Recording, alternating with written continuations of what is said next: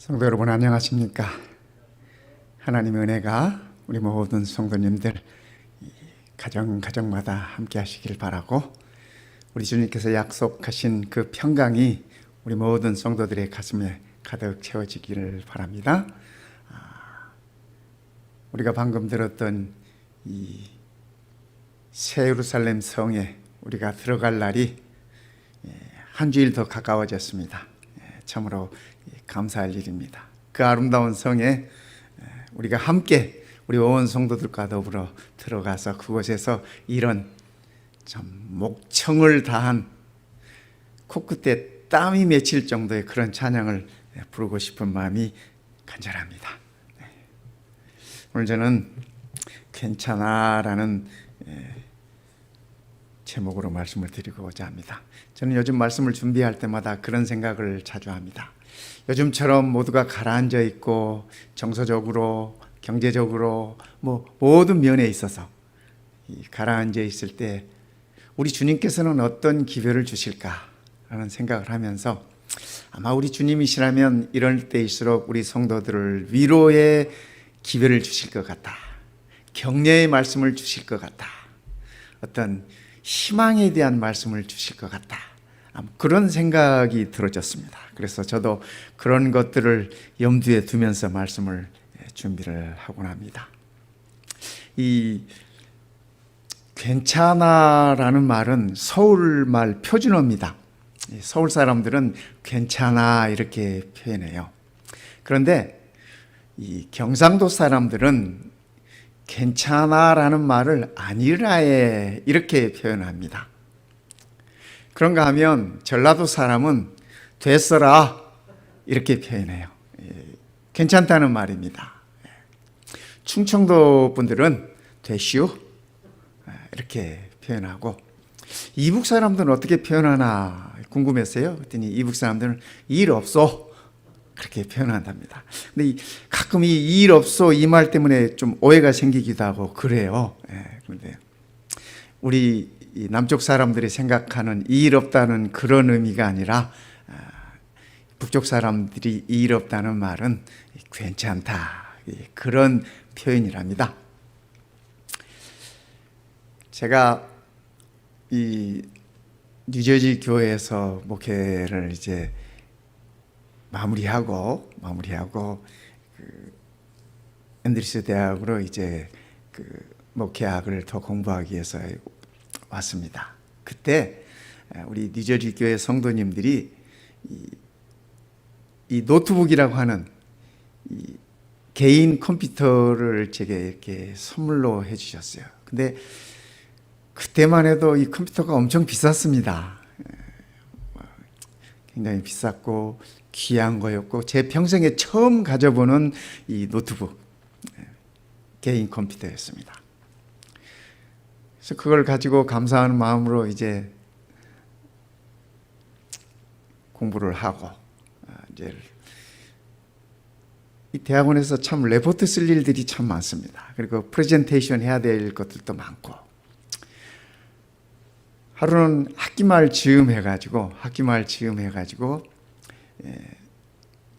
지도교수가 이렇게 타이틀을 정해주고 거기에 대한 리서치 페이퍼를 해오라고. 그래서 거의 한 달가량 정도의 그 준비 기간을 거쳐서 이제 거의 마무리 단계입니다. 내일 월요일이면 이제 이렇게 프레젠테이션 하고 제출하고 그러면 이제 학기가 끝나는 거예요. 일요일 날 마지막 이제 점검을 하고 있었습니다. 제 서재에 앉아서. 그런데 그때 우리 큰아이가 나이가 어렸을 때입니다. 잠에서 깨어나가지고 아빠에게 달려오는 겁니다. 그래서 일어나면 아빠가 어디 있는지 아니까 방문을 열고 확 들어오더니 아빠 하면서 제품에 이렇게 딱 안기는데 그 발이 이 컴퓨터의 이 전원을 걷어찼어요. 이 전기가 뽑아진 겁니다. 그런데 요즘 같으면, 그렇죠? 요즘 같으면 전기가 빠져도 세이브를 안 해도 자동으로 세이브가 다 돼요. 그렇지 않습니까? 그런데 그때만 해도 그때만 해도 전기 뽑아버리면 다 날아가 버리는 거예요. 다 날아가. 아찔했습니다. 아찔했어요. 하늘이 노랗고 하늘이 무너지는 그런 기분이었습니다. 그 참담한 심정으로 제가 아이를 이렇게 바라봤어요. 제 품 안에 이렇게 들어와 있는 이 아이를 바라보고 제가 아마 아이가 제 표정을 봤을 때 마음으로 즉각 느꼈을 거예요. 제 얼굴을 딱 보고 저와 더불어 눈이 딱 마주치니까 아이가 앙 하고 우는 거예요. 앙 하고 울어. 제가 아이에게 아무 말 안 했어요. 아무 말 안 했어. 그냥 제 이 황당한 이 상황에 뭐라고 표현도 못하고 모르겠어요. 제가 아이를 원망하는 눈초리로 봤는지 모르겠습니다. 그런데 아이는 제 그 모습을 보고 눈물을 확 터뜨리는, 울음을 터뜨리는 겁니다. 그 순간 제가 마음을 다잡았습니다. 마음을 다잡고 아이에게 한마디 해줬죠. 뭐라고 했겠어요? 괜찮아. 제 마음이 괜찮지 않았어요. 괜찮지 않았어요. 그런데 아이를 위해서 아빠는 괜찮아. 그렇게 표현했습니다. 그리고 저는 괜찮지 않았어요. 다 날아가 버린 그거 다시 해야 되고 문헌들 다 그렇게 설치하고 이렇게 정리해가지고 다시 그 다음날 학교가 시작하자마자 교수님께 달려가서 사정 얘기를 하고 사정해서 일주일이라는 시간을 더 받고 그 일주일 동안 여러분 한 달 동안 했던 일을 일주일 동안 마무리하는 게 얼마나 어려운 일이었을까요? 그렇죠? 정말 그 일에만 모든 것을 다 매달려 가지고 겨우 마칠 수 있었습니다. 우리가 산호라면 이런 황당한 일들이 생깁니다. 이거 뭔지 아시겠어요? 미역국 한 그릇이죠. 제 아내가 아까 그 큰아이를 낳았을 때 그러니까 저희 집에서 처음 생명이 태어난 거죠. 처음 생명이 태어난 거예요. 이 아내가 입덧도 많이 하고 고생도 했는데 이제 아이가 태어나서 집에 왔습니다. 집에 왔어요. 뭔가 아내에게 뭐 좀 해주고 싶어요. 근데 참 부끄러운 얘기인데 제가 아무것도 할 줄 몰랐습니다. 아무것도 할 줄 몰랐어요. 근데 아이를 낳으면 미역국을 먹잖아요. 우리 한국 사람들 문화에서. 그래서 아내에게 미역국을 한번 좀 끓여주고 싶었습니다. 그래서 오늘 아침은 내가 준비한다 하고서 자신 있게 큰 소리 치고 아내가 걱정을 많이 해요. 염려를 많이 해요. 될까? 가능할까? 염려하지 말라고. 염려하지 말라고. 그래서 집에 있는 미역을 꺼내서 냄비에다가 미역을 넣고 물을 붓고 보니까 뭐 소금도 좀 쳐야 될 것 같고 해서 나름대로 뭐 이렇게 양념도 한답시고 하고 그리고 끓였습니다. 끓기 시작하는 잠시 후에 끓기 시작하는 후에 이 미역이 늘어나기를 시작하는데 막 냄비가 넘치도록 이렇게 미역이 늘어나는 겁니다. 저는 미역이 그렇게 불어나는 건 줄 몰랐어요. 그 물에 담궈지지 않은 불어나지 않은 미역을 이만큼을 냄비 속에다 넣었으니 이 미역이 물을 먹고 이렇게 불어났을 때 어떠했겠습니까? 막 그 냄비 위로 넘쳐나고 뚜껑이 열리고 난리가 났죠. 자, 감당이 안 됐습니다. 감당이 안 됐어요. 불을 끄고 뭐 뒤처리를 하는데 오븐 위에 뭐 넘쳐나 있는 뭐 이 미역들을 바라보니 한심하게 그지없고 미역이 이만큼이 올라와 있는 미역을 조금 넣어서 물을 부어서 이렇게 충분히 불린 다음에 한다고 하는 사실을 제가 몰랐던 거죠. 아내가 그런 제 모습을 보더니 하는 소리가 괜찮아 그러더라고요. 괜찮아. 그 괜찮아하는 마음이 아마 괜찮지 않았을 거예요. 그런데 제가 들은 그 한마디의 괜찮아 그 말은 얼마나 위로가 되었는지 몰라요. 위로가 되었어요. 용기가 되었어요. 그리고 며칠이 지났습니다. 며칠이 지나서 아내가 떡국이 먹고 싶대요. 그래서 걱정하지 말아라. 내가 떡국 끓일 수 있다. 그래가지고 또 이제 떡국을 끓입니다. 근데 아내가 하는 말이 이 떡국에다가 이 마늘 찐 거를 조금 더 달래요. 그래서 그거 뭐 얼마든지. 그리고 이제 떡국을 끓이는 겁니다. 냉장고를 열었더니 그게 색깔이 약간 그 노릇노릇한 그 찌어진 것이 이게 냉장고 안에 이게 병에 담아 있었습니다. 그래서 제가 그걸 수저로 퍼서 이렇게 떡국에다 넣었습니다. 떡국을 다 끓인 다음에 아내에게 갖다 줬어요. 아내가 여기다 뭘 넣냐요? 그래서 아니 무슨 소리야? 마늘 넣었지. 마늘 넣었지. 마늘 맛이 아니래요. 맛을 보더니 떡국에다 생강을 넣는 사람이 어디가 있어? 그러는 거예요. 그래서 아니 난 냉장고에 있는 마늘을 넣었는데 하고 부엌에 내려와서 냉장고 문을 열고 그 그릇을 갖다 줬더니 병을 갖다 줬더니 이게 마늘이니 이게 생강이지 이게 마늘이니. 그리고 옆에 있는 병을 하나 보니까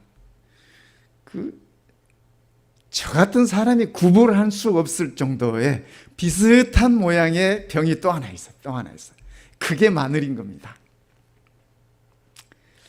참 공부를 많이 하면 뭐합니까? 그렇죠. 뭐 학사를 하고 석사를 하고 박사를 하면 무슨 소용이 있습니까? 마늘과 생강도 구별하지 못하는데 말입니다. 아내의 얘기가 웃으면서 괜찮아, 괜찮아.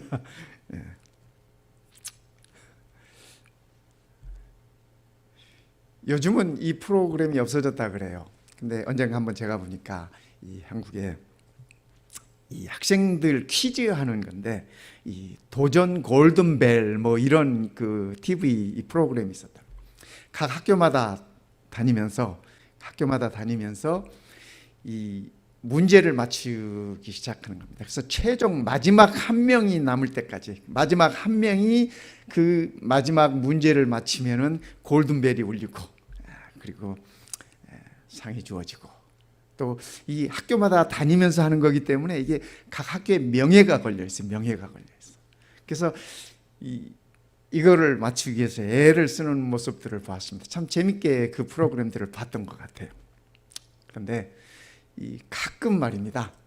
이렇게 마지막 문제를 못 맞히면 이 마지막까지 남았던 학생은 친구들아 미안해 이렇게 그 미안한 마음을 마지막까지 가는 것도 잘했구만.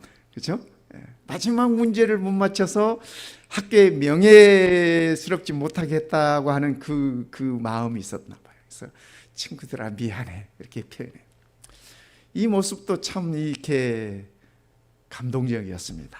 마지막 골든벨이 울리는 것도 감동적인 모습이었는데 이렇게 그 어떤 자기가 끝까지 잘하지 못했다고 하는 것을 표현하는 것도 굉장한 감동이 있었어. 그런데 더 감동스러운 모습은 친구들이 친구의 이름을 부르면서 괜찮아 괜찮아 하면서 이렇게 연호하는 것이에요. 아무개야 괜찮아 아무개야 괜찮아. 그 모습이 제게는 더 감동적인 그런 모습이었습니다. 오늘 우리 하나님도 그죠? 오늘 우리 하나님도 우리를 향해서 괜찮아 말씀하시는 분이세요.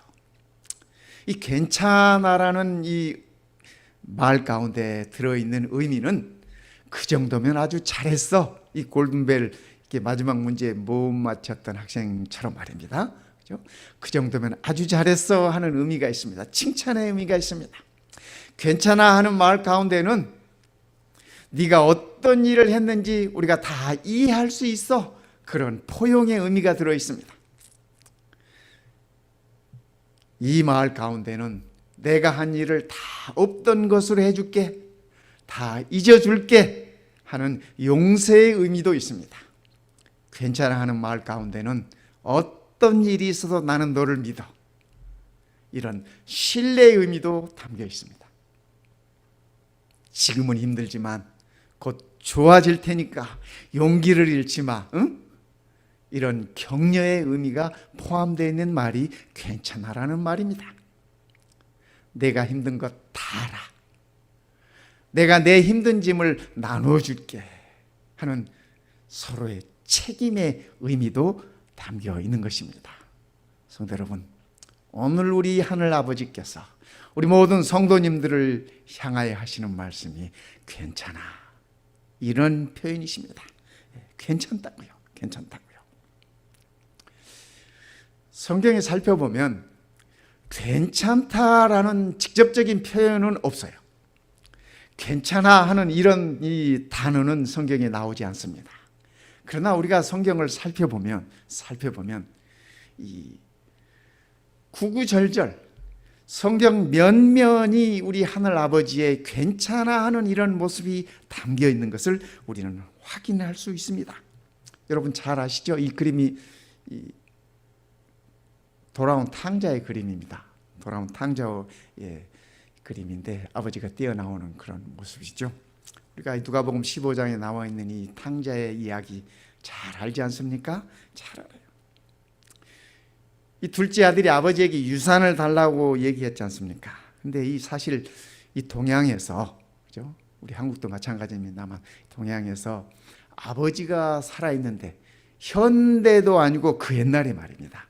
그죠? 아버지가 살아있는데 이 유산을 달라고 하는 것은 살아있는 아버지를 죽은 사람 취급하는 겁니다. 참 불효자죠. 또 다른 말로 표현하면 아버지 속히 가세요 하는 그런 표현이에요. 그런 표현. 이런 불효자를 향해서 아버지가 유산을 내주셨어요. 아들의 몫을 내주셨습니다. 우리가 다 잘 알지 않습니까?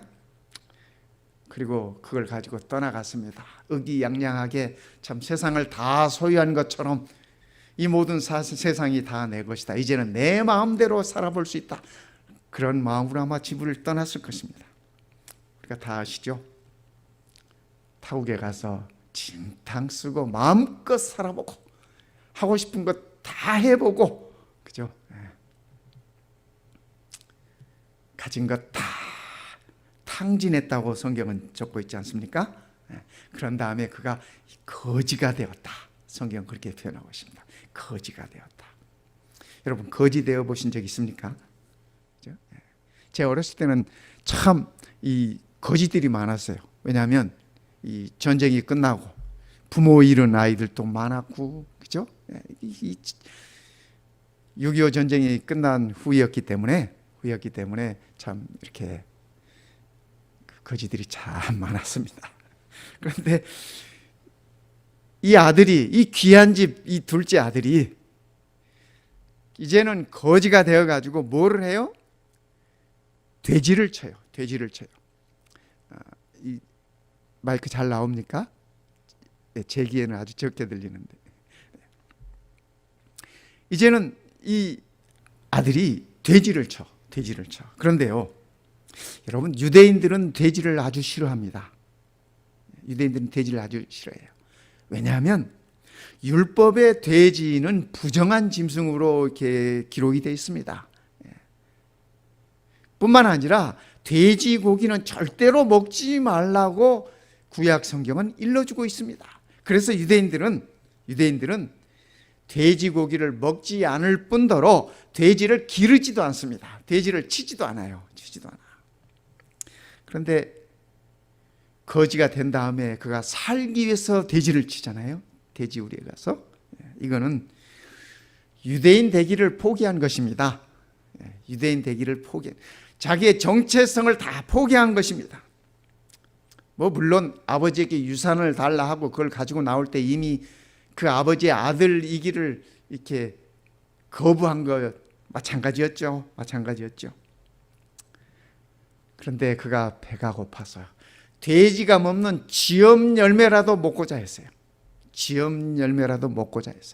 그런데 성경은 누가복음 15장은 뭐라고 기록하고 있냐면 그 지엄 열매라 할지라도 주는 이가 없더라. 성경은 이렇게 적고 있어요.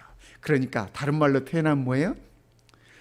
이 둘째 아들의 지금 현재 상황은 되지만 또 못한 그런 상황에 처했다라고 성경은 표현하고 있는 것입니다. 우리는 이런 인생을 가리켜서 막장 인생이라고 표현해. 더 이상 내려갈래야 내려갈 때 인생 밑바닥 끝까지 내려가 있는 그러한 모습입니다. 타국에서 그가 굶어 죽게 생겼어. 그가 굶어 죽게 되었을 그 상황에서 아버지를 생각합니다. 그죠?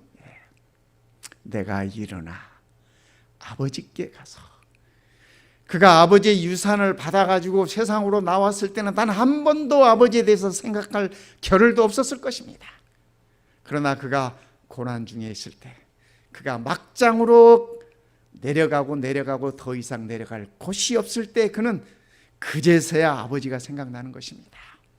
내가 일어나 아버지께 가서 이르기를, 아버지여, 내가 하늘 아버지와 아버지께 죄를 얻었사오며, 그가 아버지께 유산을 달라고 했을 때 이미 아버지께 죄를 지었다고 하는 사실을 알고 있었어요.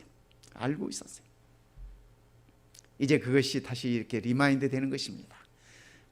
하늘과 아버지께 죄를 얻었사오니 지금부터는 아버지의 아들이라 일컬음을 감당치 못하겠나이다. 눈꼽만한 마음이, 양심이 이렇게 솟아오르기 시작하는 것입니다. 그래서 염치가 없어서 이렇게 말하겠다고 그가 결심해요. 나를 품꾼의 하나로 보소서 하리라.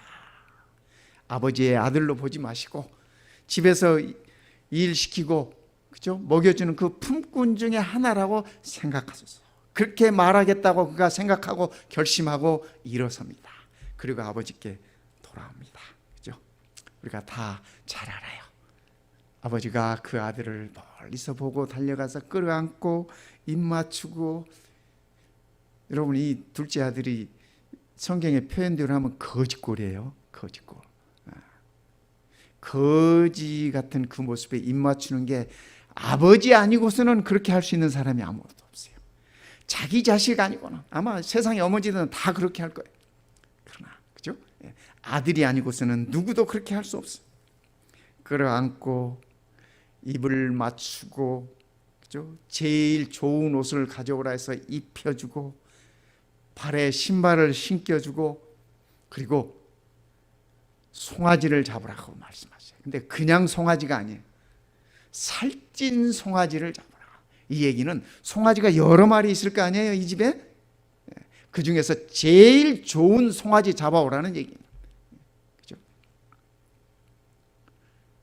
아버지는 이 아들에게 괜찮아라고 하는 말을 단 한마디도 하지 않으셨어요. 그러나 이 아버지가 아들에게 보여준 모든 것은 괜찮아. 네가 나를 죽은 사람 취급했어도 괜찮아. 네가 내 재산을 가지고 갔어도 괜찮아. 네가 다 탕진하고 돌아왔으니 괜찮아. 오늘 우리의 하늘아버지도 오늘 우리를 향하여 그렇게 말씀하십니다. 괜찮다고요. 우리 성도님들 가끔 기도 드릴 때 그런 기도 드리지 않습니까? 지난 엿새 동안 세상에서 살아온 것을 용서해 주십시오 하고 우리가 기도하지 않습니까? 우리 하나님께서 뭐라고 말씀하세요? 괜찮아. 오늘 돌아왔으니 괜찮다고 말씀하시는 것입니다. 예수님의 가르침 가운데도요, 예수님의 사역 가운데도 바리새인과 서기관들이 예수님께 한 여인을 끌고 옵니다. 그리고 예수님께 하시는 말씀이, 선생이여, 이 여자가 간음하다가 현장에서 잡혔나이다.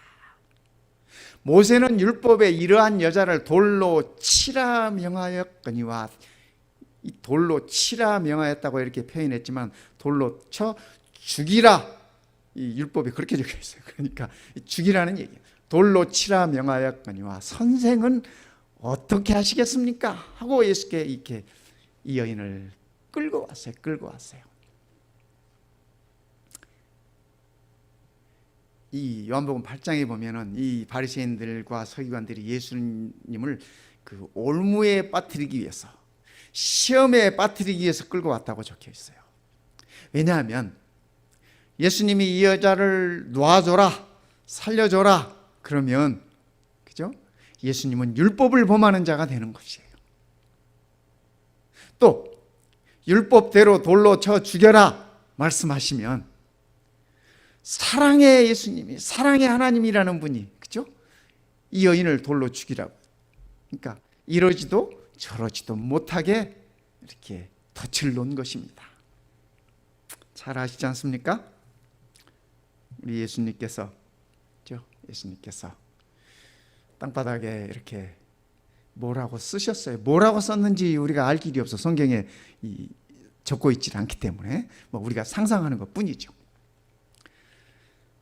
무슨 말씀인가를 땅바닥에 쓰시고 하시는 말씀이 너희 중에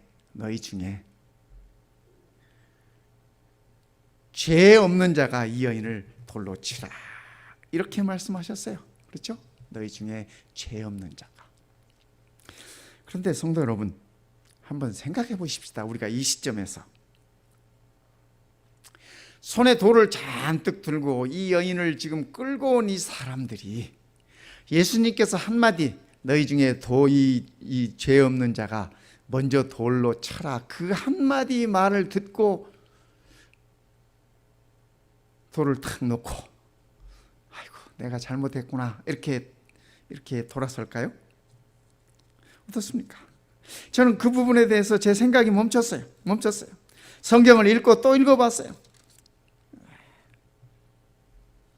8절에 보면은, 이 요한복음 8장 8절에 보면 성경은 이렇게 적고 있습니다. 그들이 이 말씀을 듣고, 예수님께서 하신 말씀을 듣고, 너희 중에 죄 없는 자가 먼저 돌로 때리라, 돌로 치라고 하는 그 말씀을 듣고, 그들이 이 말씀을 듣고 양심의 가책을 느껴. 성경은 이렇게 적고 있어요. 어른부터 시작해서 젊은이까지 하나씩 떠나갔다고 이렇게 성경은 적고 있어요. 저는 이 성경절에서 제 무릎을 탁 쳤습니다. 그러면 그렇지, 이 사악한 사람들이, 이 악한 사람들이 예수를 덫에 빠뜨리기 위해서 이 여인을 끌고 왔던 사람들이 예수님의 그 한마디에 돌을 놓을 수 있었을까? 저는 생각해 보면서 그 순간 성령 하나님이 이들의 가슴마다 강력하게 역사하셨구나 하는 사실을 깨달았습니다. 여러분, 우리가 많은 이 범죄자들도 우리가 보고 뭐 이렇게 하지 않습니까? 제가 대학 시절에 교도소 이렇게 참 많이 들락거렸습니다. 뭐냐면 제가 범죄해서 들락거린 게 아니라 그 수감자들께 가서 찬양도 해주고 말씀도 전해주고 뭐 이런 친구들 가다 보서 동아리 활동을 많이 했습니다. 그런데요, 교도소에서 만난 사람들 하나같이 하시는 얘기가 뭐냐면 나는 억울하다는 거예요. 나는 억울하다. 죄가 없대. 세상은 다 그래요. 다, 그죠? 우리도 그런 생각으로 세상 살아가는 부분들이 많이 있지 않습니까? 이 약한 사람들이, 그죠? 뭐 예수님께서 이런 말씀을 이때만 하셨겠어요? 서기관과 바리새인들이 예수님의 가르침을 이때만 들었겠어요? 그죠? 늘 많이 들어왔어요. 우리가 하나님의 말씀들을 얼마나 많이 들어요? 그래도 그 말씀이 우리의 가슴을 때릴 때가 있어요. 우리의 가슴을 때릴 때가 있어요. 그때 우리는 하나님께 회개하는 것입니다. 그렇지 않습니까? 성령께서 이 여인을 위해서 강하게 역사하셨어요. 그래서 그들을 다 하나씩 성경의 표현대로, 그죠? 어른으로부터 시작해서 철문이에 이르기까지, 그러니까 전 세대가 이 여인을 돌로 때리겠다고 지금 끌고 온 거잖아요. 끌고 온 거잖아요.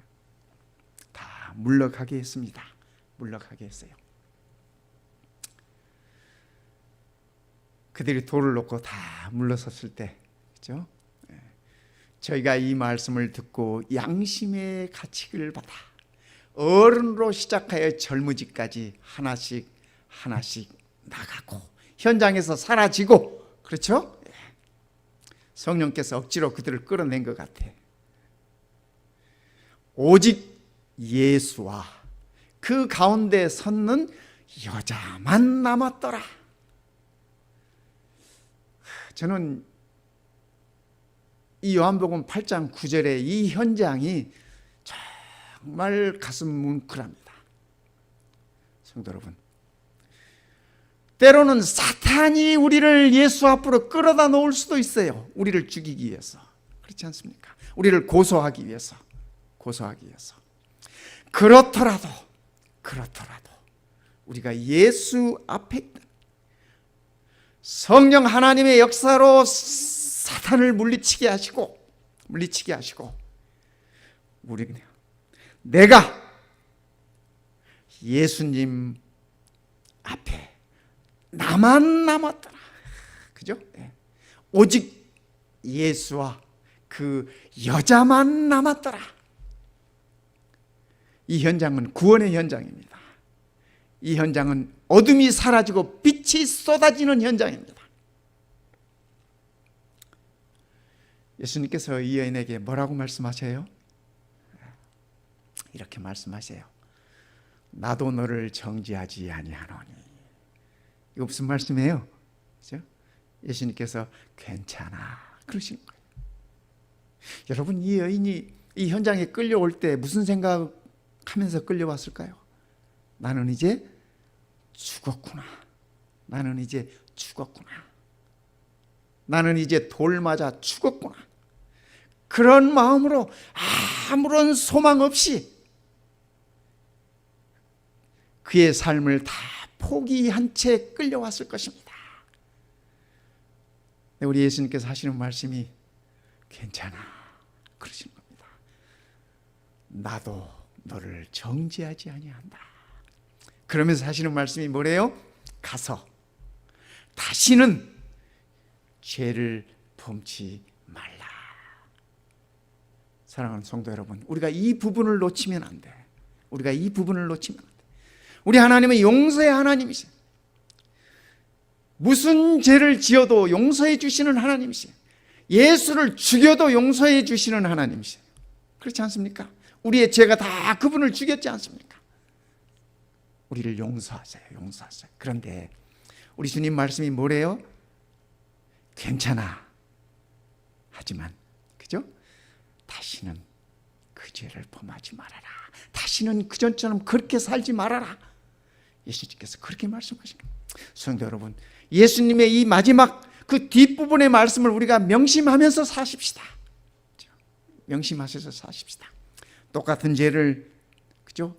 반복해서 우리가 실수해서 반복해서 이 죄를 지을 수도 있습니다. 그러나 내 의지로 성령의 음성을 거절해 가면서, 그죠? 끝까지 우리가 그 죄를 고수한다면, 그 죄를 짓기를 반복한다면 괜찮지 않습니다. 괜찮지 않아요. 성경은 우리에게 그 사실을 일러주고 있습니다. 오늘 본문의 말씀이에요. 사도 바울의 간증입니다. 내가 전에는 회방자요, 전에는 내가 핍박자요. 참 많이 핍박했지 않습니까? 그리스도 교가 전파되는 것들을 회방했고, 스데반을 때려 죽이는데 앞장섰고, 그렇죠? 참 모든 그리스도인들에게 못된 짓 하고, 그리스도인들을 잡아서 감옥에 쳐넣고, 이렇게 이 바울이 그런 삶을 살았습니다. 회방자였어. 하지만 도리어 내가 긍휼을 입은 것은 믿지 아니할 때 알지 못하고 행하였습니다. 바울이 굉장히 열심이었어요. 하나님을 위해서 열심이었어요. 그런데 그것이 하나님께 죄를 짓고 또 하나님을 아프게 한 일이었다고 하는 사실을 그가 알지 못했어요. 다메섹 가는 길에 예수를 만난 다음에 달라진 것이죠. 그래서 우리 주의 은혜가 그리스도 예수 안에 있는 믿음과 사랑과 함께 넘치도록 풍성하였도다. 지금 바울은 그의 사랑하는 믿음의 아들 디모데에게 지금 자기의 고백을 일러주고 있는 것입니다. 내가 이런 사람이었는데 돌이켜 생각해 보니까 주의 은혜가 내가 넘치도록 있었고, 또 예수 안에 있는 믿음이, 그리고 그분의 그 사랑이 내 안에 넘치게 있었다. 모든 사람이 받을 만한 이 말이요, 모든 사람들이 듣고 믿을 만한 이 말이요, 그리스도 예수께서 죄인을 구원하시려고 세상에 임하셨다 했도다. 바울의 간증이야. 그러면서 바울은 그리스도께서 죄인을 구원하려고 세상에 오셨는데 그 죄인 중에 내가 우두머리다, 제일 큰 죄인이라고 바울은 그렇게 고백하고 있는 것입니다. 그러면서 바울은 이렇게 얘기합니다. 내가 긍휼을 입은 까닭은, 하나님께서 이 바울에게 긍휼을 입혀주신 그 까닭은 예수 그리스도께서 내게 먼저 1절 오래 참으심을 보이사, 참 사울을 바울 만들기 위해서 하나님께서 오래 참지 않으셨습니까? 그 일을 지금 바울이 언급하고 있는 것입니다. 후에 주를 믿어, 그죠? 후에 주를 믿어 영생 얻는 자들에게 본이 되게 하려 하심이니라. 바울은 디모데에게 이 말을 읽으면서, 디모데야, 하나님이 내게 긍휼을 베푸시고 나를 이렇게 사랑과 믿음으로 이끌어 주신 것은 그리스도 안에서 내 후에 나를 통해서 주를 믿어 영생에 이르는 자들에게 본으로 보여주기 위한 것이었다. 그러니까 너도 나처럼 예수를 믿어 영생에 이르도록 하거라. 평생을 너도 주의 종으로 성실하게 살아가거라. 이렇게 부탁하는 말씀인 것입니다. 그러기에 바울의 이 말은 오늘 우리들에게도 똑같은 소망의 말씀입니다. 그렇지 않습니까? 우리 주님께서 우리가 주를 믿어 영생에 이르는 자들이 되도록 이 땅에 오셨다고 하는 사실입니다. 그리고 그 일을 위하여 사울을 부르셔서 바울로 만드셨다고 하는 사실입니다. 바울은 후에 그의 마지막 고백을 이렇게 합니다. 나의 달려갈 길과 주 예수께 받은 사명, 곧 하나님의 은혜의 복음 전하는 일을 마치려 하면은 나의 생명을 조금도 귀한 것으로 여기지 아니하노라. 그렇습니다. 괜찮아라고 말씀하시는 하나님의 음성을 듣는 자들은 그들의 생명조차도 조금도 귀한 것으로 여기지 않는다고. 바울은 그가 다른 시대에 살 때, 그죠? 그가 예수를 만나기 전에는 학문을 최고의 귀한 것으로 여기고 살았던 사람입니다. 명예를 최고의 귀한 것으로 알고 살았던 사람입니다. 그러나 이제는 그 모든 것들을, 그의 출신까지도, 내가 베냐민 지파라고 하는 그런 출신에 대한 자부심까지도 모두를 다 배설물로 여겼습니다. 왜 그래요? 그것은 괜찮아 말씀하시는 예수의 음성을 그가 들었기 때문에 그렇습니다. 괜찮아 말씀하시는 하나님의 사랑을 그가 깨달았기 때문에 그런 것입니다. 성도 여러분, 오늘 우리에게도 이러한 간증이 있었으면 좋겠습니다. 괜찮아 하는 그 은혜는 우리에게 다시 일어설 수 있는 용기를 줍니다. 괜찮아 하는 은혜는 다시 하나님을 위해서 살아갈 수 있는 힘을 우리들에게 공급해 줍니다. 괜찮아 하는 은혜는 두려움이 가득 찬 마음을 평강의 마음으로 바꿔줍니다. 요즘 우리 성도님들, 우리의 마음들 속에 두려움들이 있지 않습니까? 그렇죠? 두려움들이 있어요. 염려들이 있어요. 그러나 성도 여러분, 우리 하나님께서 괜찮아 말씀하시면서 우리의 마음의 평강을 허락하신다고 하는 사실입니다. 하나님은 우리가 괜찮아의 은혜를 나누는 축복의 통로가 되기를 원하십니다. 이 말씀은 하나님께서 우리에게 괜찮아 말씀하셨으니 우리도 또한 우리 이웃들에게, 우리의 가족들에게, 우리의 형제들에게, 우리의 성도들에게 괜찮아라고 표현하라고 하시는 말씀인 것입니다. 예수님의 이야기를 하나 살펴볼까요? 여러분들 잘 아시는 이야기입니다. 이 마태복음 18장에 나오는 얘기입니다. 사실은 이 예수님의 이야기가 왜 나왔냐면, 베드로가 예수님께 한번 그런 질문을 던졌습니다. 이 마태복음 18장에서 예수님, 내가 우리 형제들 몇 번이나 용서할까요? 베드로가 하는 말이 7번 정도 용서해 줄까요? 뭐 이렇게 묻습니다. 사실 유대인들에게 있어서 7번은 참 이렇게 엄청나게 많이 용서해 주는 거예요. 유대인들도 우리 한국 사람하고 똑같습니다. 3번. 그들은 3번까지 용서해 줘요. 그리고 3번을 용서했음에도 그러면 그때는 용서하지 않습니다. 그리고 벌이가 있습니다. 우리 한국 사람도 3-4번이잖아요. 3번까지. 내가 3번까지 참았는데 뭐 이러지 않습니다. 똑같아. 그래서 베드로가 많이 선심 써서 7번까지 용서할까요? 그래. 예수님께서 그죠? 70번씩 7번이라도 용서해라, 이 말씀을 하시면서 이 말씀 끝에 예수님께서 해주시는 얘기가 이 얘기입니다. 어떤 사람이 빚을 졌는데, 그죠? 빚을 졌는데 10,000달란트 빚을 졌다. 여러분, 이 10,000달란트가 얼마나 큰 돈이냐면 한 달란트가 6,000데나리온입니다. 여러분 아시죠? 한 데나리온은 노동자가 하루 일한 품삯입니다. 그러니까 6,000데나리온이면 그냥 쉽게 계산해서, 그죠? 계산하면 약 이 노동자가 20년 동안 한 푼도 안 쓰고 모은 돈이 6,000데나리온이에요. 대충 계산해서. 그러니까 10,000달란트가, 이게 한 달란트가, 그러니까 10,000달란트면 얼마나 큰 돈이에요. 그죠? 10,000달란트면 6천만 데나리온.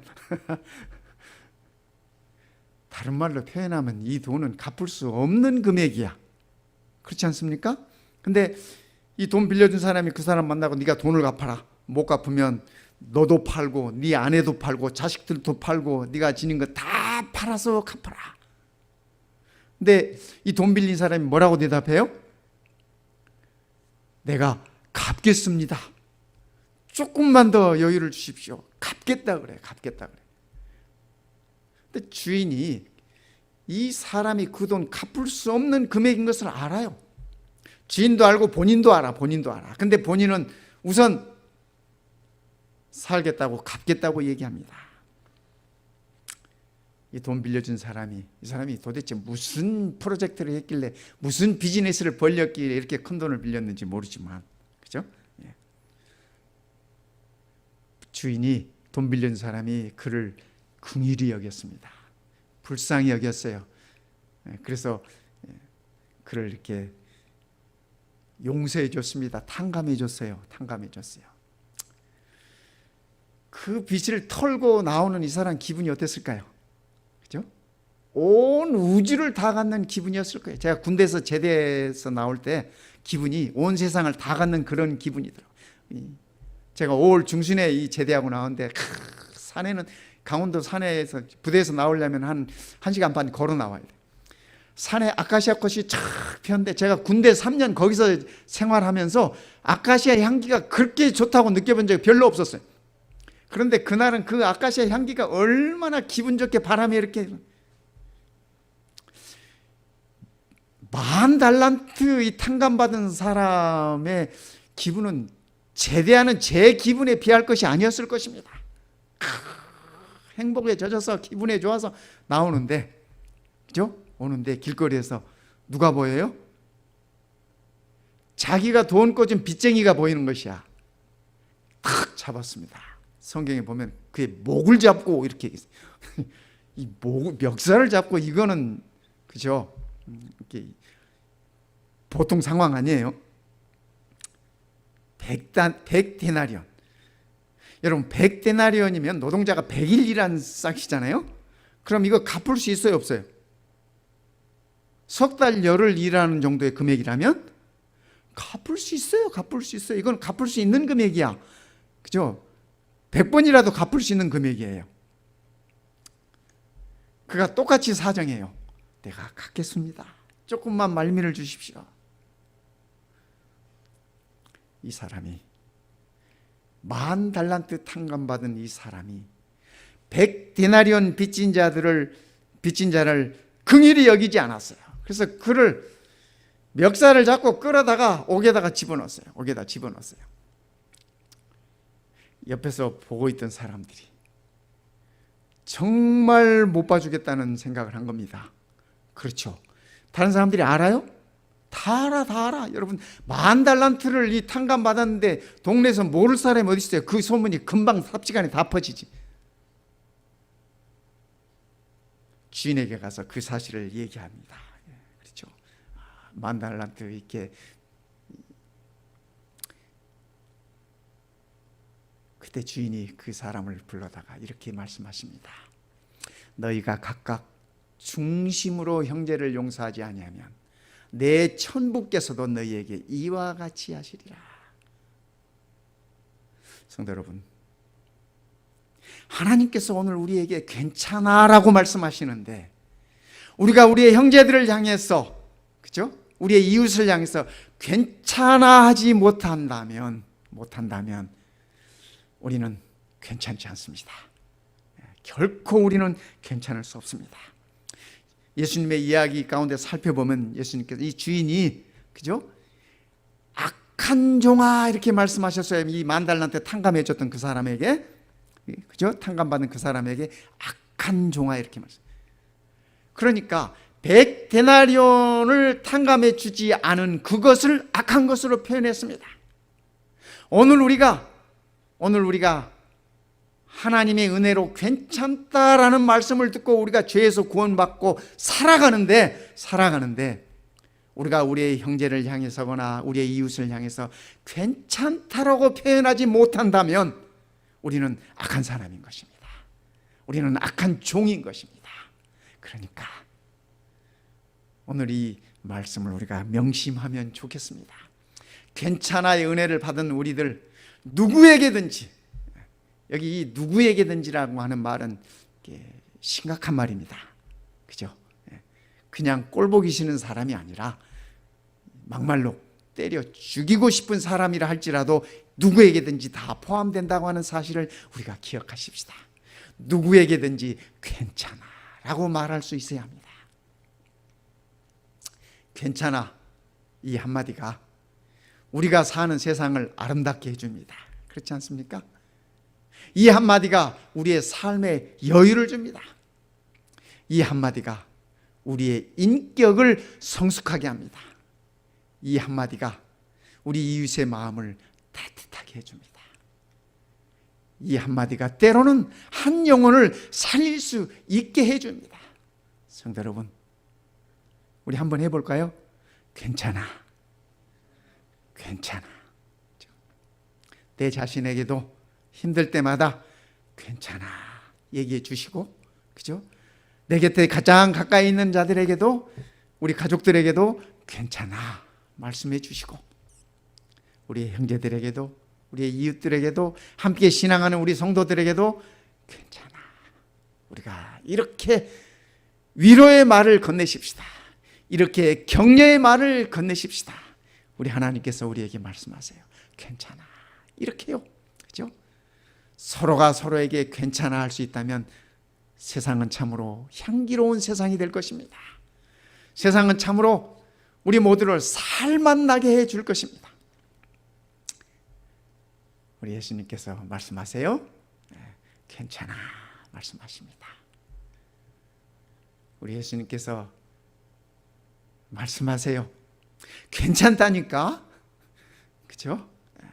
예수님은 괜찮다는데 우리는 자꾸 다람쥐 쳇바퀴 돌듯이 그렇게, 그죠?